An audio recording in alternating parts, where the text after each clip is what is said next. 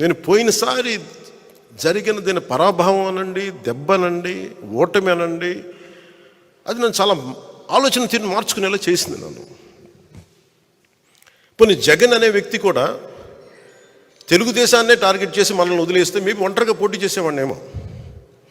జగన్ తాలూకు చాలా కీలకమైన లక్షణం ఏంటంటే ఎవరిని స్పేర్ చేయడం. అతను సొంత చెల్లినే స్పేర్ చేయని కూడా మనల్ని ఎలా స్పేర్ చేస్తాడు.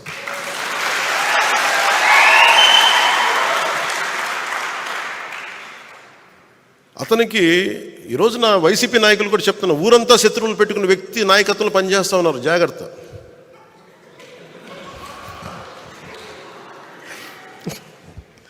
లేదు, ఊరంతా శత్రువులు అతనికి, జాగ్రత్త. మీరు అతని కింద నడుస్తూ ఉన్నారు, మీరు ఆయనకి నాయకత్వం కింద.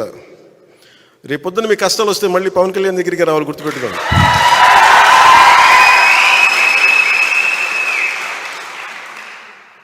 మనస్ఫూర్తిగా మేము అందరినీ ఏదో ఒకలా మేము చూసుకుంటాం బాగా,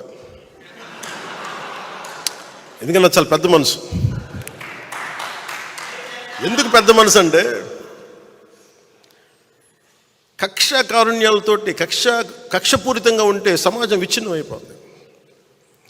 మొన్న అడుగుతూ ఉన్నారు, మీరు అలా చేశారు, ఇలా చేశారు, వాళ్ళు తిట్టారు, ఇలా తిట్టారంటే నన్ను తిట్టింది ఎవరయ్యా అని అడిగారు. నన్ను వీధి కుక్క అని తిట్టిన వాళ్ళు కూడా ఉన్నారు. నన్ను అవి ఎందుకు భరించి ముందుకెళ్తాం?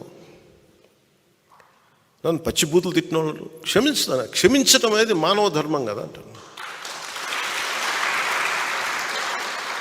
ఉన్నత స్థాయి వ్యక్తిత్వం ఉన్నవాడు ఎవడైనా సరే క్షమించడం అనేది చాలా గొప్ప గుణం. అది నేను నేర్చుకున్నాను. ఎవరి దగ్గర నుంచి నేర్చుకోవాలో? నెల్సన్ మండేలా దగ్గర నుంచి నేర్చుకున్నాను. చాలాసార్లు మీరు తిట్టిన వాళ్ళతో మాట్లాడతారు, గౌరవిస్తారు, నమస్కారాలు పెడతారంటే నేను ఒకటే చెప్పాను, నెల్సన్ మండేలాని శ్వేత జాతీయులు 2 దశాబ్దాల పాటు జైల్లో పెట్టి, రాబిన్ ఐలాండ్లో జైల్లో పెట్టి, చిన్నపాటి సెల్లో పెడితే అతను విప్లవకారుడు. ఒకప్పుడు జైల్లోకి వెళ్ళిపోయి